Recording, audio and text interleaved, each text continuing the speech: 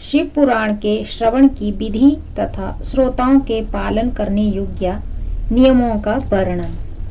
सौनक जी कहते हैं, महाप्रयाग व्यास शिष्य सूत जी, आपको नमस्कार है। आप धन्य हैं, शिव भक्तों में श्रेष्ठ हैं। आपके महान गुण वर्णन करने योग्य हैं। अब आप कल्याण में शिव पुराण के श्रवण की विधि बतलाइए, जिससे सभी श्रोताओं को संपूर्ण उत्तम फल की प्राप्त हो सके। सूत जी कहते हैं, मुने सौनक, अब मैं तुम्हें संपूर्ण फल की प्राप्ति के लिए शिव पुराण के श्रवण की विधि बता रहा हूँ।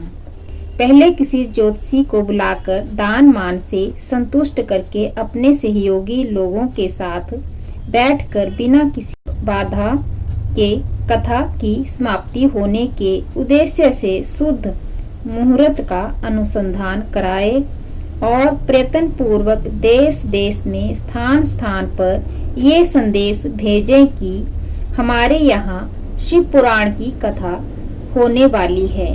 अपने कल्याण की इच्छा रखने वाले लोगों को उसे सुनने के लिए अवश्य पधारना चाहिए।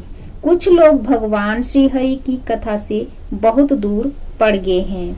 कितने ही स्त्रियां, शूद्र आदि भगवान शंकर के कथा कीर्तन से सूचना हो जाए, ऐसा प्रबंध करना चाहिए।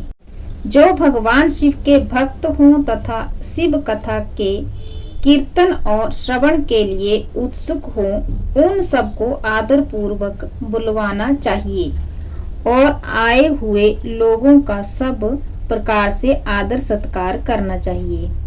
शिव मंदिर में, तीर्थ में, वन प्रांत में अथवा घर में शिव पुराण की कथा सुनने के लिए उत्तम स्थान का निर्माण भी करना चाहिए। केले के खंभों से सुशोभित एक ऊंचा कथा मंडप तैयार कराएं। उसे सब और फल पुष्प आदि से सुंदर चंदोवे से अलंकृत करें और चारों ओर ध्वजा पताका लगाकर तरह तरह के सामानों से सजाकर सुंदर शोभा संपन्न बना दें। भगवान शिव के प्रति सब प्रकार से उत्तम भक्ति करनी चाहिए।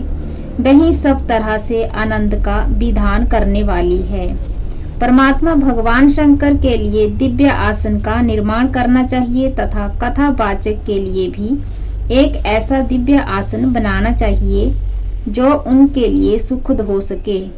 मुने, नियम पूर्वक कथा सुनने वाले श्रोताओं के लिए भी यथा योग्य सुंदर स्थानों की व्यवस्था करनी चाहिए।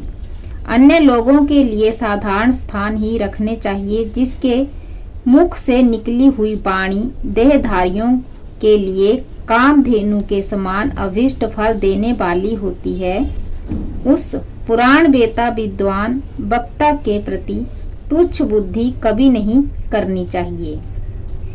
संसार में जन्म तथा गुणों के कारण बहुत से गुरु होते हैं, परंतु उन सब में पुराणों का ज्ञाता परम गुरु माना गया है। पुराण वेता पवित्र, दक्ष, शांत, ईर्ष्या पर विजय पाने वाला, साधु और दयालु होना चाहिए। ऐसा प्रवचन कुशल विद्वान इस पुण्यमय कथा को कहें। सूर्योदय से आरंभ करके 3:30 पहर तक उत्तम बुद्धि वाले विद्वान पुरुष को शिव पुराण की कथा सम्यक रीति से बाँचनी चाहिए। मध्य काल में 2 घड़ी तक कथा बंद रखनी चाहिए, जिससे कथा कीर्तन से अवकाश पाकर लोग मल मूत्र का त्याग कर सकें। कथा प्रारंभ के दिन से ही 1 दिन पहले व्रत ग्रहण करने के लिए वक्ता को क्षौर करा लेना चाहिए। जिन दिनों कथा हो रही हो उन दिनों प्रयत्न पूर्वक प्रातः काल का सारा नित्य कर्म संक्षेप से ही कर लेना चाहिए। वक्ता के पास उसकी सहायता के लिए एक दूसरा वैसा ही विद्वान स्थापित करना चाहिए। वह भी सब प्रकार के संशयों को निवृत्त करने में समर्थ और लोगों को समझाने में कुशल हो। कथा में आने वाले विघ्नों की निवृत्ति के लिए गणेश जी का पूजन करें। कथा के स्वामी भगवान शिव की तथा विशेषता शिव पुराण की पुस्तक की भक्ति भाव से पूजा करें। तत्पश्चात उत्तम बुद्धि वाला श्रोता तन मन से शुद्ध एवं प्रसन्नचित्त हो आदर पूर्वक शिव पुराण की कथा सुने। जो वक्ता और श्रोता अनेक प्रकार के कर्मों में भटक रहे हों, काम आदि 6 विकारों से युक्त हों, स्त्री में आसक्ति रखते हों और पाखंड पूर्ण बातें कहते हों, वे पुण्य के भागी नहीं होते।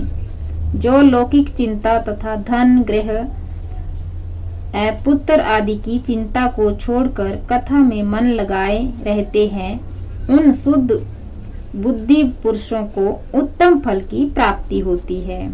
जो श्रोता श्रद्धा और भक्ति से युक्त होते हैं, दूसरे कर्मों में मन नहीं लगाते और मौन, पवित्र एवं उद्देश्य शून्य होते हैं, वे ही पुण्य के भागी होते हैं। सूत जी बोले, सोनक, अब शिव पुराण सुनने का व्रत लेने वाले पुरुषों के लिए जो नियम है, उन्हें भक्ति पूर्वक सुनो। नियम पूर्वक इस श्रेष्ठ कथा को सुनने से बिना किसी विघ्न बाधाओं के उत्तम फल की प्राप्ति होती है।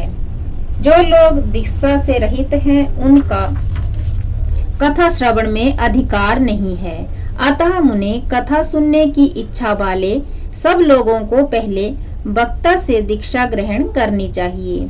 जो लोग नियम से कथा सुने, उनको ब्रह्मचार्य से रहना, भूमि पर सोना, पत्तल में खाना और प्रतिदिन कथा समाप्त होने पर ही अन्न ग्रहण करना चाहिए। जिसमें शक्ति हो वह पुराण की समाप्ति तक उपवास करके शुद्धता पूर्वक भक्ति भाव से उत्तम शिव पुराण को सुने। इस कथा का व्रत लेने वाले पुरुषों को प्रतिदिन एक ही बार हवशीयातर भोजन करना चाहिए। यानी कि इसका मतलब हुआ शुद्ध शाकाहारी भोजन जो है लेना चाहिए। जिस प्रकार से कथा श्रवण का नियम सुख पूर्वक सध सके, वैसे ही करना चाहिए। गरिष्ठ अन्न, दाल, जला अन्न, सेम, मसूर, भाव दूषित तथा बासी अन्न को खाकर कथा वर्ती पुरुष कभी कथा को ना सुने। जिसने कथा का व्रत ले रखा हो, वह पुरुष प्याज, लहसुन, हींग, गाजर, मादक वस्तु तथा आमिष कहीं जाने वाली वस्तुओं को त्याग दे। कथा का व्रत लेने वाला पुरुष काम, क्रोध आदि 6 विकारों को, ब्राह्मणों की निंदा को तथा पतिव्रता और साधु संतों की निंदा को भी त्याग दे। कथावर्ती पुरुष प्रतिदिन सत्य, सोच, दया, मौन, सरलता, विनय तथा हार्दिक उदारता, इन सद्गुणों को सदा अपनाए रहे। श्रोता निष्काम हो या सकाम, वह नियम पूर्वक कथा सुने। सकाम पुरुष अपनी अभीष्ट कामनाओं को प्राप्त करता है और निष्काम पुरुष मोक्ष पा लेता है। दरिद्र, क्षय का रोगी, पापी, भाग्यहीन तथा संतान रहित पुरुष भी इस उत्तम कथा को सुने। काक, बंध्या आदि जो 7 प्रकार की दुष्टा स्त्रियां हैं, वे तथा जिसका गर्भ गिर जाता हो, वह इन सभी को शिव पुराण की उत्तम कथा सुननी चाहिए। मुने, स्त्री हो या पुरुष, सबको यत्न पूर्वक विधि विधान से शिव पुराण की ये उत्तम कथा सुननी चाहिए। महर्षि, इस तरह शिव पुराण की कथा के पाठ श्रवण संबंधी यज्ञोत्सव की समाप्ति होने पर श्रोताओं को भक्ति एवं प्रयत्न पूर्वक भगवान शिव की पूजा की भांति पुराण पुस्तक की भी पूजा करनी चाहिए। तदंतर विधि पूर्वक वक्ता का भी पूजन करना आवश्यक है। पुस्तक को आच्छादित करने के लिए नवीन एवं सुंदर वस्ता बनावें और उसे बांधने के लिए दृढ़ एवं दिव्य डोरी लगावें। फिर उसका विधिवत पूजन करें। मुनि श्रेष्ठ, इस प्रकार महान उत्सव के साथ पुस्तक और वक्ता की विधिवत पूजा करके वक्ता की सहायता के लिए स्थापित हुए पंडित का भी उसी के अनुसार धन आदि के द्वारा उससे कुछ ही कम सत्कार करें।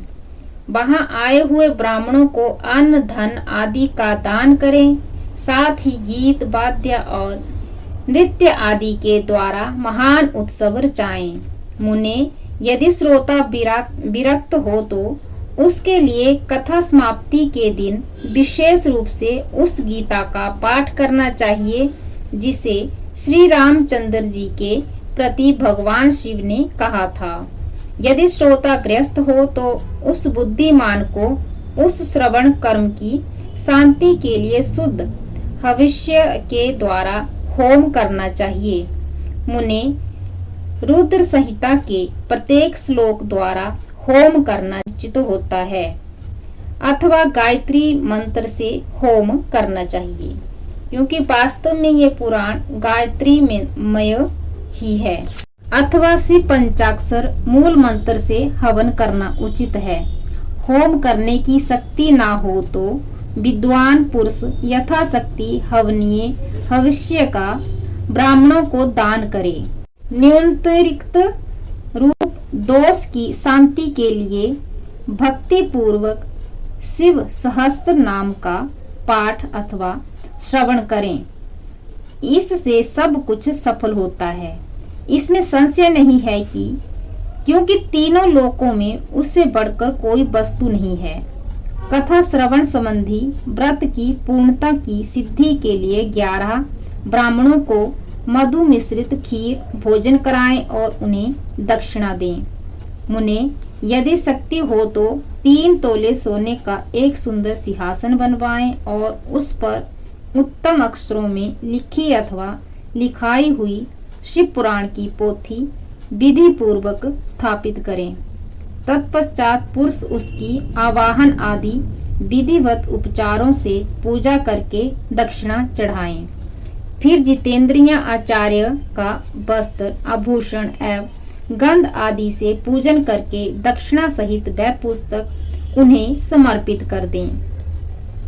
उत्तम बुद्धि वाला श्रोता इस प्रकार भगवान शिव के संतोष के लिए पुस्तक का दान करे।